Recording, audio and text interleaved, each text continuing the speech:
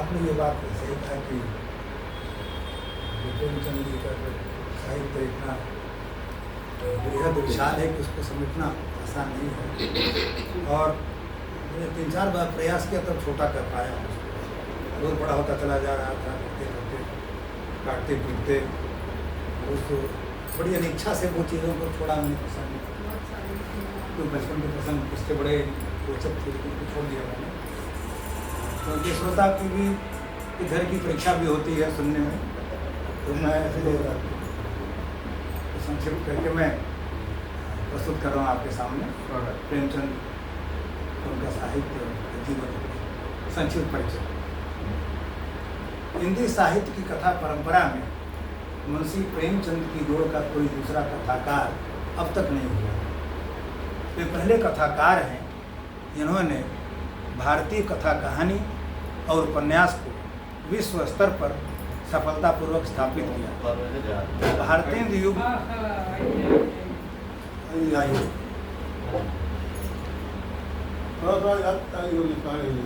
कुर्सी निकाल लीजिए। भारतीय युग के अंतिम चरण में प्रकाशित लाला श्रीनिवास दास का परीक्षा गुरु हिंदी का पहला उपन्यास माना जाता है। इसके बाद कई रोचक उपन्यास द्विवेदी युग में रचे गए, पर इनमें फैंटेसी बहुत थी। इससे जनरंजन तो भरपूर हुआ, पर कोई सामाजिक क्रांति नहीं हुई। इसके बाद हिंदी साहित्य के कथाकाश में मुंशी प्रेमचंद का प्रादुर्भाव एक धूमकेतु की भांति हुआ। इन्होंने पारंपरिक अतिरंजित कथा साहित्य का कायाकल्प करके उसके कथ्य को सामाजिक सरोकारों से जोड़कर युगांतर की स्थिति उत्पन्न कर दी। उनकी विराट दृष्टि और सामाजिक समझ का ही परिणाम है कि उन्हें उपन्यास सम्राट कहा जाता है और उनका कथा साहित्य आज भी प्रासंगिक है। प्रेमचंद जी का जन्म बनारस अब वाराणसी शहर से लगभग 4-5 किलोमीटर दूर 31 जुलाई 1880 को लमही नामक ग्राम में हुआ था। ये बताने की बात नहीं है कि मैं बहुत दूर का रिश्तेदार उनका कहा जाता है। तो पिता ने नाम रखा धनपत राय और ताऊ ने कहा नवाब राय। अलग अलग नाम प्रेम बस रख देते हैं लोग। पिता श्री अजायब राय डाकखाने में क्लर्क थे तथा माता आनंदी देवी गृहिणी थी। जब वे मात्र 7 वर्ष के थे उनकी माता का स्वर्गवास हो गया। 14 वर्ष की आयु में ही सिर से पिता का भी साया उठ गया। 14 वर्ष की आयु से ही उन्हें समस्त प्रकार के संघर्षों से जूझना पड़ा। उनका प्रथम विवाह भी इसी समय हो गया जो सफल नहीं रहा। बाद में उन्होंने समाज से विद्रोह करके दूसरा विवाह बाल विधवा शिवरानी देवी से किया। प्रेमचंद का लालन पालन माँ के न रहने पर उनकी विधवा चाची ने किया। उनकी प्रारंभिक शिक्षा मदरसे में उर्दू फारसी में हुई। बाद में उन्होंने अंग्रेजी, हिंदी और फारसी विषयों में स्नातक किया। श्रीपत राय, अमृत राय उनके 2 पुत्र और कमला देवी उनकी बेटी थी। मैट्रिक परीक्षा उत्तीर्ण करने के बाद प्रेमचंद ने स्थानीय विद्यालय में शिक्षक की नौकरी कर ली। नौकरी के समानांतर उन्होंने अपनी पढ़ाई भी जारी रखी। अंग्रेजी, फारसी और इतिहास उनके प्रिय विषय थे। इन्हीं विषयों से उन्होंने स्नातक की डिग्री हासिल की। कालांतर में वे शिक्षा विभाग में सब डिप्टी इंस्पेक्टर हो गए। इन्हीं दिनों वे महात्मा गांधी के संपर्क में आए।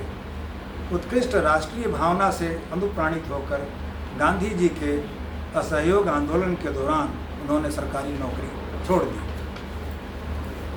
प्रेमचंद का साहित्य 20वीं सदी के आरंभ से आकार लेने लगता है।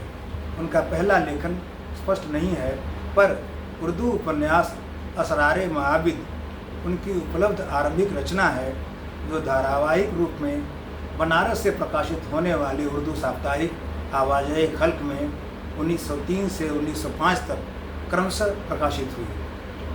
इसका हिंदी रूपांतरण देवस्थान रहस्य नाम से हुआ। दूसरा उपन्यास हम खुरमा व हम सबाब है, जिसका हिंदी रूपांतरण प्रेमा नाम से हुआ। उनका पहला कहानी संग्रह नवाब राय के नाम से सोजे वतन 1908 में प्रकाशित हुआ। देशभक्त की भावना से ओतप्रोत इस संग्रह को अंग्रेज सरकार ने प्रतिबंधित कर दिया और इसकी सभी प्रतियां जब्त कर ली। यह नवाब राय के लिए भविष्य में राष्ट्रवादी लेखन न करने की चेतावनी थी, किंतु इसका प्रभाव लेखक पर नहीं पड़ा और वे नाम बदलकर प्रेमचंद के नाम से लिखने लगे। प्रेमचंद के समय की प्रसिद्ध मासिक पत्रिका सरस्वती के दिसंबर 1915 अंक में उनकी कहानी सौत प्रकाशित हुई। इसके 3 वर्ष बाद उनका पहला हिंदी उपन्यास सेवा सदन आया।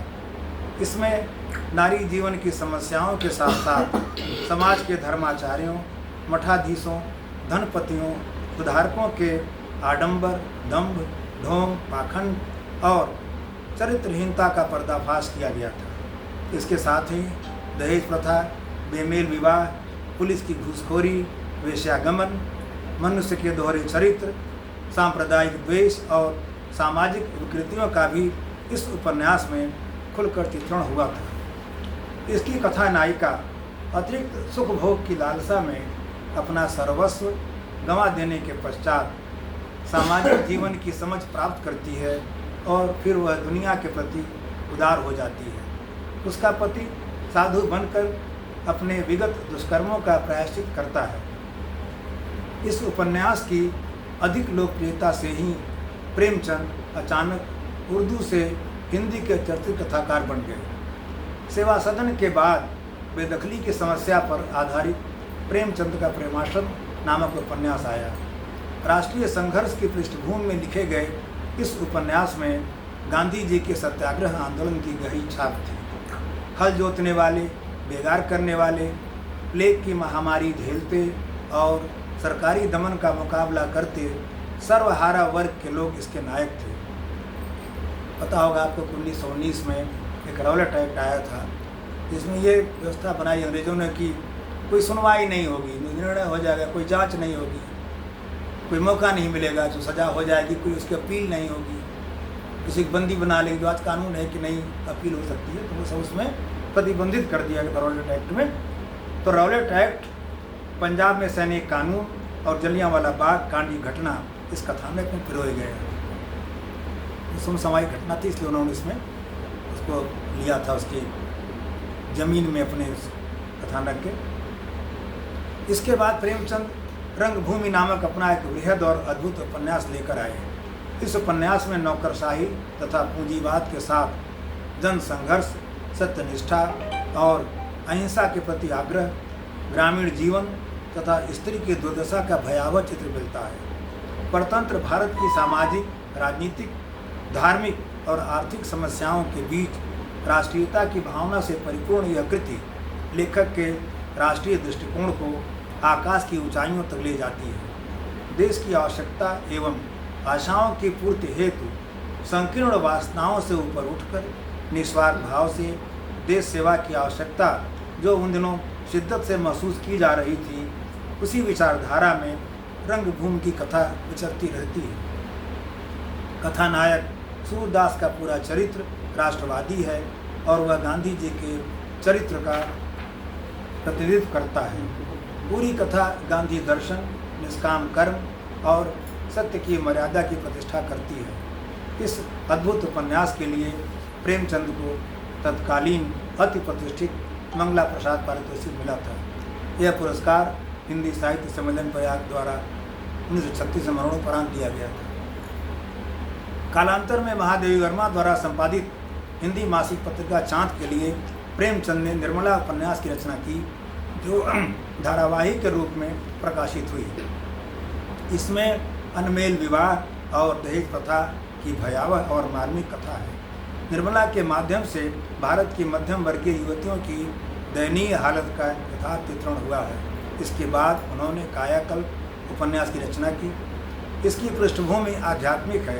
पूर्व जन्म और भावी जन्म के कल्पनात्मक चित्र इस कृति में कर्म और संस्कारों के आधार पर प्रस्तुत किए गए हैं।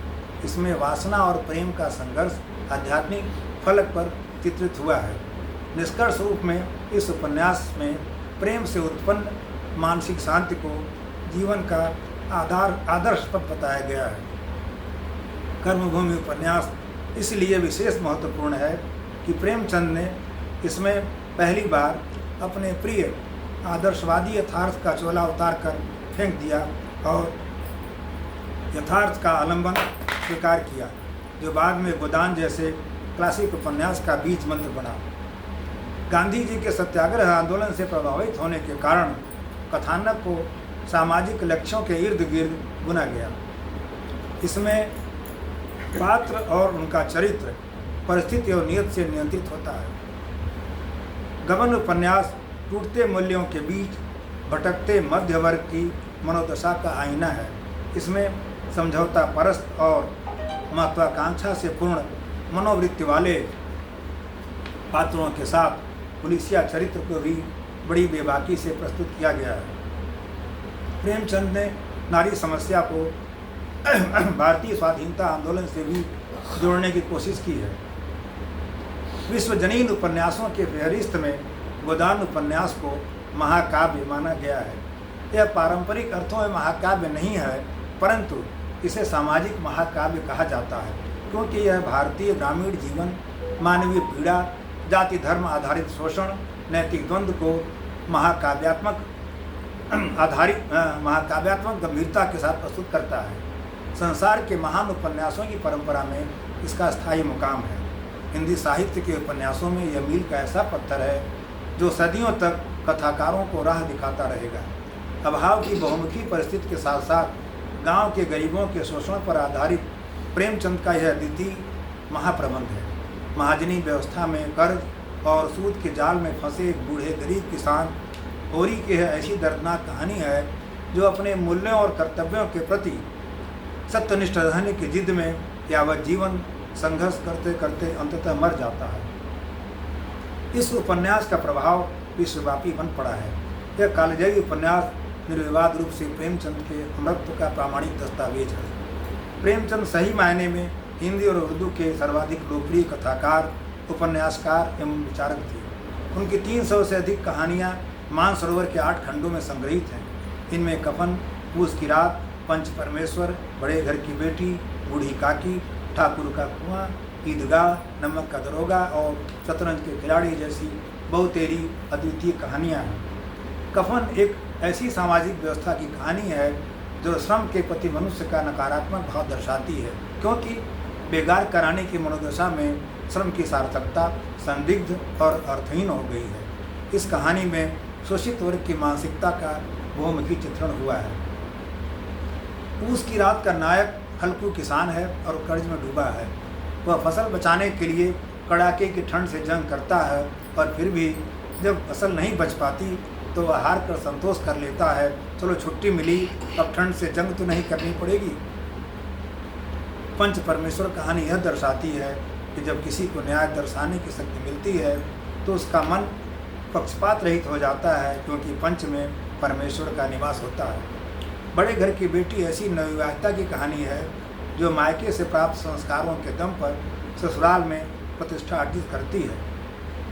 बूढ़ी काकी कहानी में बूढ़े लोगों की अतिशय स्वाद लिप्सा का मनोरंजक चित्रण हुआ है। ठाकुर का कुआं में अस्पृश्यता और छूत की भयावह सच्चाई का चित्र मिलता है।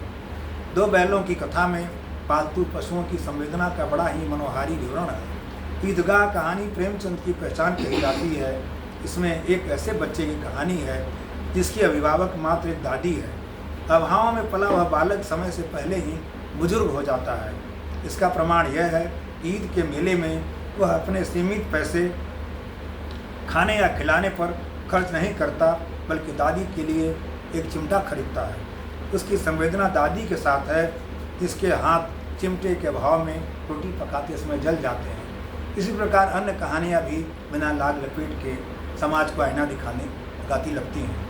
हिंदी साहित्य में प्रेमचंद युग 1905 से 1936 लगभग 30 वर्षों का सामाजिक व सांस्कृतिक आंदोलन है।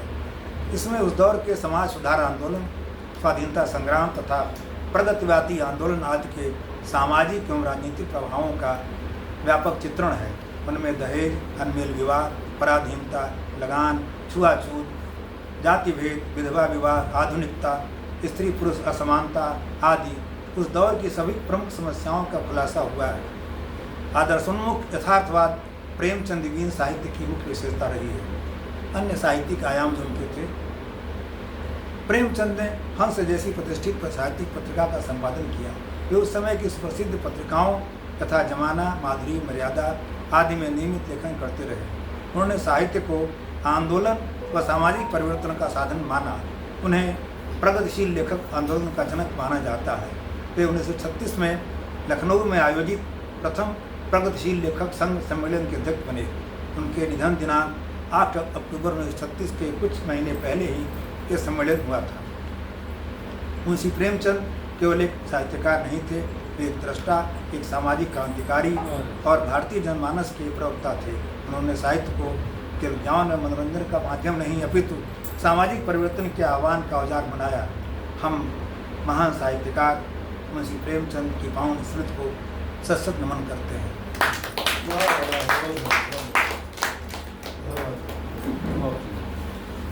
महाकाव्य